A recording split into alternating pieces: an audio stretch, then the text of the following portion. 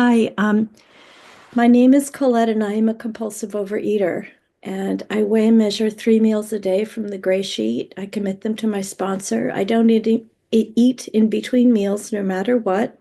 And it is the most important thing in my life without exception. And I notice that I say the mantra, the sort of, I want to say the old way. There are many different Gray Sheet mantras nowadays, but that what comes naturally is what I was first taught to do.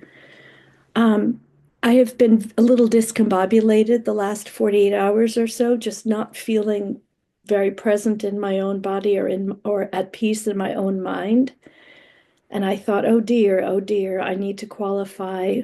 And I don't know anybody, or I do know some of you rather well, so it's good to see my friends, but many of you I don't know. And I thought, oh dear, they don't know that I have a nice, strong gray sheet story. I hope I can represent abstinence. And then when we were going through the preamble and the steps, it really came home to me that all I need to do is emphasize the ordinariness of my story. Um, I am a very ordinary compulsive overeater. The foods we avoid on the gray sheet are the foods that are drugs for me. They are my drug of choice. Um, the foods we avoid on the gray sheet are mood alterers for me. Um, I have the predilection to be a distillery. I was told when I came to Gray Sheet that for us, these foods that are in that foods we avoid paragraph are the makings of alcohol, and my body basically turns me into a foodaholic. And when I put some of those substances in my body, it sets up a craving. And the craving just is insatiable. And I'm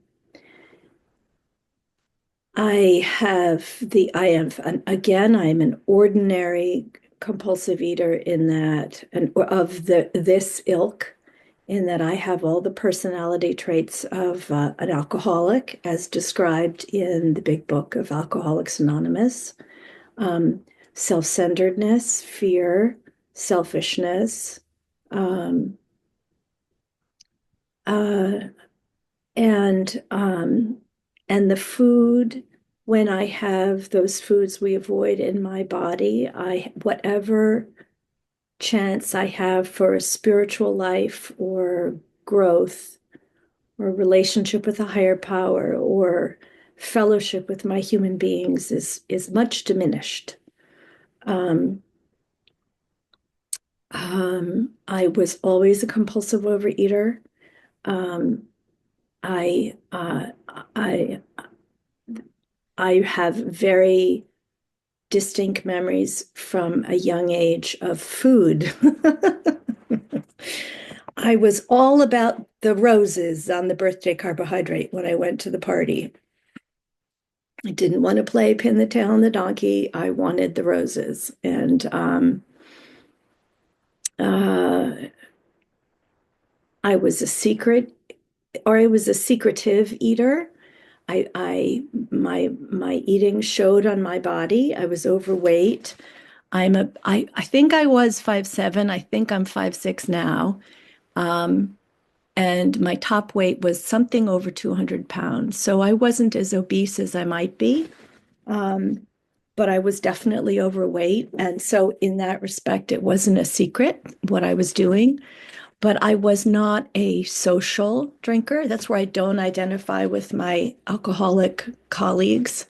Um, I consider myself an alcoholic as well, but was not like in a bar. I was in my bedroom with a box and a bag, stuffed under the covers, um, hiding. My addiction is about hiding and shame and self-loathing. And I spent a fair amount of time through the years sitting in a closet eating. And yeah. So again, so my message is there's something very ordinary about and I didn't have a vomiting history.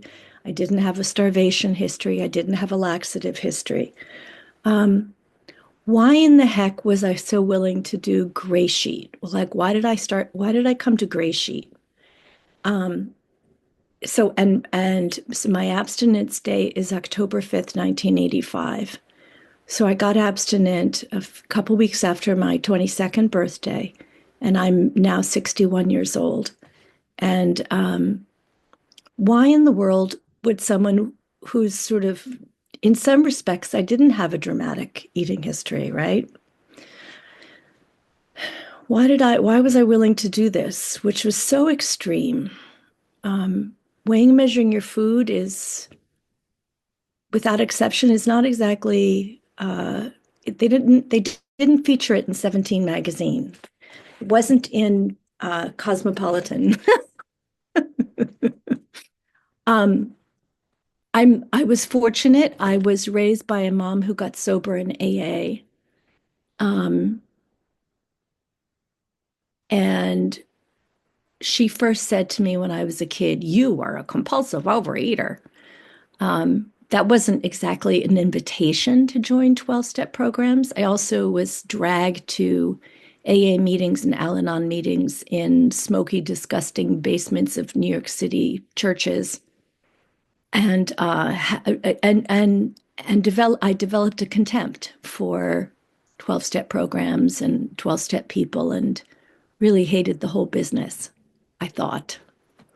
But there must have been a seed that was planted because I think what really brought me to surrender when I surrendered, which was a young age, is the mental torment and such profound self-hatred. And I when I got here, when I got to I first was in and out of regular OA, and for me at the end, the eating was, I put it in my mouth and it was about, I was obsessed with killing myself. I had a lot of suicidal ideation, and the truth is that for years in early abstinence, I was struggling a lot with anxiety and depression. And um, I, I look, I don't know why. I don't, and I think one of the reasons I'm reflecting on it today is that I notice, like when I go to a roundup or something in New York, and I'm looking out, if I'm speaking in the auditorium and I'm looking at it, over 100 faces, we tend to be older, or there are not a lot of younger folks coming into Gray Sheet, or fewer. And so it makes me wonder, why was I willing to do this? Why was I willing to do this? But it felt to me like it was either do this or successfully kill myself. And and that's the other thing. I got abstinent because I was told this is life or death. And when I got abstinent, I was told you have to go to AA meetings. We only had 2 Gray Sheet meetings a week in New York City. We were a very small community. I'd first gone to Gray Sheet in Cambridge, Mass, and was in and out there. But I didn't get and stay abstinent because I was people pleasing. I said at meetings what I thought you wanted to hear. I wasn't truthful. Gray Sheet wasn't the most important thing in my life. I was sort of visiting. And what was the other thing? And I was negative. I was negative. I saw you all as mean. I saw this as deprivation.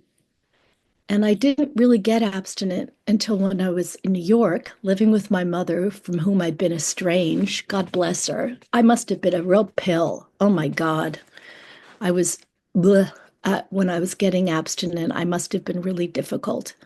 but she was happy to have me living with her because we hadn't seen each other in since her last drunk kind of thing. Oh, thank you, Tara. I have 5 minutes left. Okay. Um, anyway, I kind of want to I hope this is helpful to someone because I sometimes I feel sometimes here's my ego talking, but sometimes I feel like I am I'm blessed with sort of, something comes out and there's a theme. There's no theme today. Um, um, I'm going to go back to what I said when I first started talking, which is right now I'm a little uncomfortable in this last 48 hours. I'm just sort of uncomfortable in myself. I'm just going to say where I'm at. Um, so I'm 61 years old.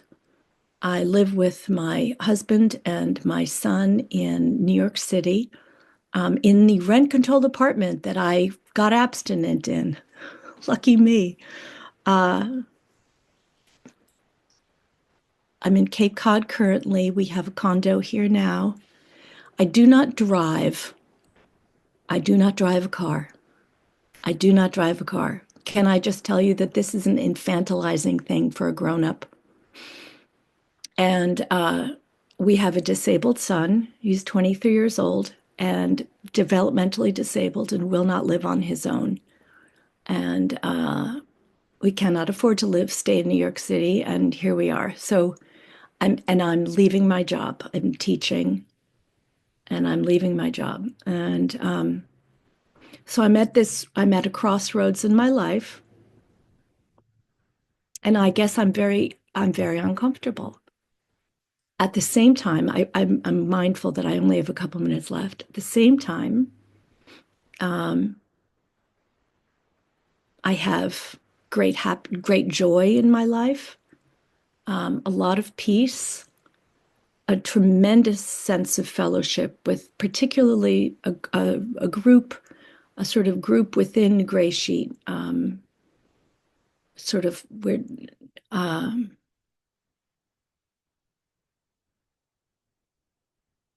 I have self-esteem, which is extraordinary considering, the what got me here.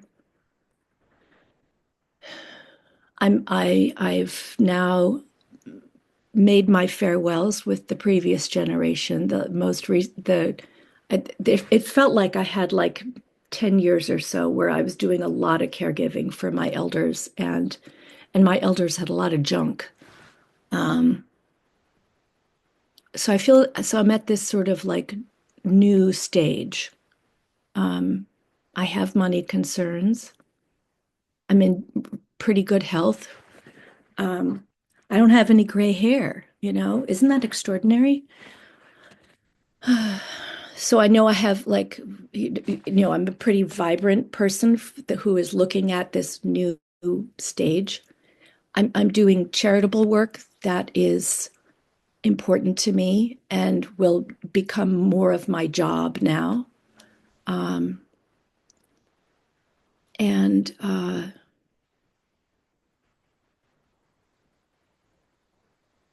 I'm very blessed. I'm really blessed.